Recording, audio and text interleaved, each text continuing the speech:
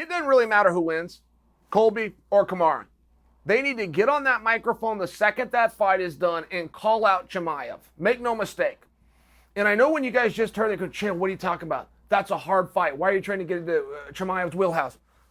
They're going to have to fight Chimaev either way.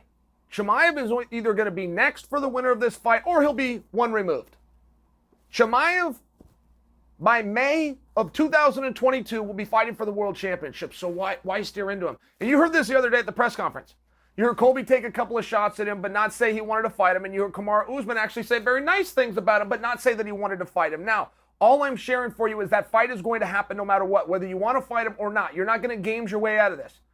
You're going to tease him to keep him away. You're not going to compliment him to keep him away. The organization is going to put him in there. That's why you call him out. You first off want the street cred to be very clear that it's your decision. I am the boss. I decide who I fight. First off, you want that. Secondly, it's going to happen anyway. Maximize it. Why? The moment one fight ends, the marketing for the next fight begins. So if you're looking to bring people in, you're looking to do gates, you're looking to do numbers, you're looking to do pay-per-views, you're looking to sell merchandise, you've got to be doing business. There is no better time than when you have all eyes on you, right there at the conclusion of a pay-per-view, to start that call out. It will be on SportsCenter that night, or you cannot do it. You can think that you're going to tease your way around him. You can think that you're going to praise your way around him. It's not going to happen. You're going to have to start at scratch somewhere. You will probably be on a .com trying to get a little hype going. All of a sudden, a poster gets made in the editing department. You send that on your social media and you get 100 loves. Okay, lots of fights are made that way. Big fights are made with good strategy. It does not matter if Kamaru or Colby wins. They need to grab the mic and call out Chimaev. Now, let's just look at both sides of this, right? Because let's be real clear as a community. We're not going to get the people that do the rankings to ever understand what it is they're doing, disclose who they are, or disclose what it is they look for. That's okay. But we as a community still have power. We as a community do get to decide what the right thing to do is. They are not just fighting for the welterweight championship. This is for pound status, period. Colby Covington, and no, this is not a riddle. Colby Covington was the interim champion, never lost, woke up one day and was no longer the interim champion. That is not a riddle. That happened. Kamaru Usman fought the BMF champion, beat him, and did not become the BMF champion. That is not a riddle. That happened. And in this sport, anything that you have, all chips are in at all times. You sit down at the table, all the chips are in. Whatever you bring, whatever championships, whatever good you have done in your life is on the line. That includes the mandate of the masses. That includes the headlines. That includes the billboards. That includes the space for art, space in digital.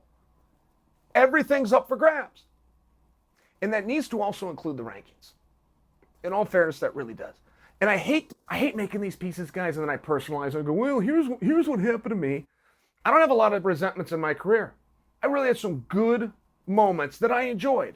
Whether your hand was going up or hand wasn't. But when time gone by, I have some real positive moments from that. I resent the way the rankings were done. I couldn't get ranked. I was the number one contender. I was the WEC champion that came over to the UFC. I beat everybody in my way, including the top contender. I just couldn't get a ranking. The organization recognized me. They said I was the number one contender. The boys in the back stood back. They said, Chael, come on through. You're the number one contender. But I couldn't get that little number next to my name. I then fight the pound for pound number one. I dominate 24 minutes of a 24-minute fight. I get 2 10-8 rounds. I don't break into that ranking. Not anywhere. Not 2, not 1, not 5, not 7. Nowhere. I didn't break into it anywhere. I looked at that and said, that's a little bit weird to me. It's a little bit weird if he's number one and I got 2 10-8 rounds against him, that he remains one and I don't remain on the list. Now, I only bring that to you because we can't let that happen. If Kamaru Usman is ranked number one, pound for pound, under the rules of this sport that we as a community agree to abide, that is on the line. I could see a scenario where Colby beats Usman falls from number one, and Colby doesn't even get put on the list. Doesn't even get put on the list. I'm not talking about number one where he should go. He could not even be put on the list. It's a very weird and baffling thing. And before you think, Chael, who possibly cares? Well, look at it from the other side of the coin. If Kamaru Usman loses to Colby Covington, Kamaru Usman will instantly, the following morning, be talked about as potentially the greatest welterweight of all time.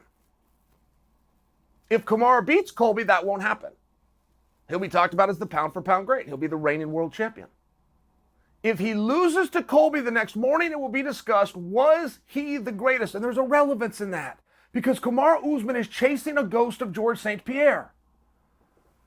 For when we, the community, get together and we talk and we listen and we visit and we make comments, Kamaru Usman would like us to recognize, or at least the majority of us to recognize, that he, Kamaru Usman, is the greatest to have ever done it, which he knows he is not winning those arguments now. Georges St. Pierre is. And when you are as cloaked in success as Kamaru Usman, it's very hard for us to relate to, right? This is a multiple time champion of the world, main eventer, ranked number one, making the big payday, selling out Madison Square Garden. He's quietly getting rankings and ratings that we're not even hearing about. Live gate for this event, just by example. Do you know what it is? Because it's done, it's sold out, and it's huge. It beats the record set by Conor McGregor and Eddie Alvarez. First time they ever came to New York. Kamaru will get credit for that. When you are that cloaked in success, and these are the things that make you tick, who are we to tell him that's wrong? Who are we to tell? Kamaru, that's silly. It's not silly. If that's what motivates a guy who's done absolutely everything and he wants to get up and sacrifice and work hard and go chase it, that's something you pat him on the back for. You don't try to set him straight. You let him go and do it. But I am sharing with you, there is a time gap that has to be put between an athlete and his career to break in to the greatest ever discussion. Michael Jordan, when he was playing basketball, just to put in perspective for any of you younger guys, was not known as the greatest to have ever done it. The day he retired, he became the greatest to have ever done it. You have to do that. In all fairness, Jon Jones has to sit somewhere towards the top of that list, and in many people's the very top of it. And we can act as though we dismiss Jon for some of his wrongdoings or failures of drug tests. We can see through that and still see the skills that are there, which is what's supposed to put you on that list. But he's still competitive. It's very relevant to the story. I really do think in a worst case scenario, Kamaru Usman wakes up Monday with the whole world looking at him vastly different. And you're going to have some people say, well, he was never there in the first place and he never should have been on that list. You're going to have a period of time. But you go 3 and 4 and 7 and 9 months away, and then you only remember the good stuff. Think of yourselves in that regard. Think of junior high or high school. Remember how great that was? Remember how great junior high was? You're getting recess. Remember high school, how great that was? You're going to the games, or maybe you're playing in the games. The truth is, if you could remember really, really clearly, you probably got teased a lot. And there were some days that you were really insecure, but it's a beautiful thing about the human mind. When time go by, we only remember the good. And that's the same way with these athletes' careers. Nothing bad is going to happen to Kamaru Usman. Nothing bad will happen to Colby Covington. Whoever wins is going to have to fight Chimaev. Period. Whether it's next or one in between, they're going to be in there with Chimaev. Act like it's your idea. You be the boss.